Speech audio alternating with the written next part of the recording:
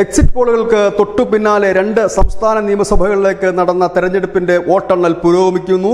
ഇവിടെ അരുണാചൽ പ്രദേശിൽ ബി.ജെ.പി. ഒരു കൂറ്റൻ സ്കോറിലേക്കാണ് പോകുന്നത്. 60-അംഗ നിയമസഭയിൽ 31 സീറ്റ് മാത്രമാണ് ഭരിക്കാൻ വേണ്ടത്. ഈ നാമനിർദ്ദേശക പത്രിക നൽകിയതിനു ശേഷം 15 സ്ഥാനാർത്ഥികൾ, അവിടുത്തെ മുൻ ബി.ജെ.പി. മുഖ്യമന്ത്രി ഉൾപ്പെടെ 15 സ്ഥാനാർത്ഥികൾ എതിരില്ലാതെ തെരഞ്ഞെടുക്കപ്പെട്ടിരുന്നു. ഈ 60-അംഗ നിയമസഭയിൽ ഇപ്പോൾ വോട്ടെണ്ണൽ പുരോഗമിക്കുമ്പോൾ ബി.ജെ.പി. 45 സീറ്റിലേക്ക് ഒരു പടുകൂറ്റൻ സ്കോറിലേക്ക് പോകുന്നു. ഇനി 15 സീറ്റ് കൂടെ ഉണ്ടെങ്കിൽ 60 നേടാം.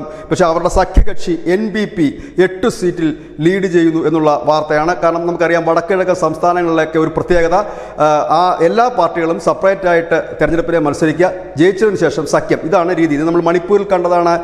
വടക്കിഴക്കൻ സംസ്ഥാനങ്ങളിലെല്ലാം ഈ രീതി തന്നെയാണ് മുൻപോട്ട് പോകുന്നത്. ഏതായാലും അരുണാചൽ പ്രദേശിൽ ബി.ജെ.പി. ഒരു പടുകൂറ്റൻ സ്കോറിലേക്ക്, ഒരു വമ്പൻ വിജയത്തിലേക്ക് നീങ്ങിയിരിക്കുന്നു എന്നുള്ളത് തന്നെയാണ് ഏറ്റവും പ്രധാനപ്പെട്ട വാർത്ത. ഒപ്പം തന്നെ സിക്കിമിൽ 32 സീറ്റുള്ള ഒരു ചെറിയ നിയമസഭയാണ് സിക്കിമിൽ. 17 സീറ്റ് വേണം ഭരിക്കാൻ. ഇവിടെ സിക്കിം ക്രാന്തി മോർച്ച എന്ന് പറയുന്ന പാർട്ടി 31 സീറ്റുമായി ലീഡ് ചെയ്യുന്നു. മറ്റുള്ളവർക്ക് സീറ്റില്ല. ഇവിടെ ബി.ജെ.പി. ഒരു സീറ്റിൽ ലീഡ് ചെയ്യുന്നതായി വാർത്തകളും പുറത്തു വരുന്നുണ്ട്. കാരണം സിക്കിമിൽ നേരത്തെ ബി.ജെ.പിക്ക് ഒരു സീറ്റ് ഉണ്ടായിരുന്നു.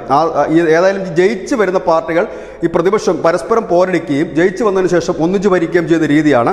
സിക്കിമിലും അങ്ങനെ തന്നെയായിരുന്നു. ഏതായാലും സിക്കിം ക്രാന്തി മോർച്ച വലിയ ഒരു സ്കോറിലേക്ക് തന്നെ പോകുന്നു.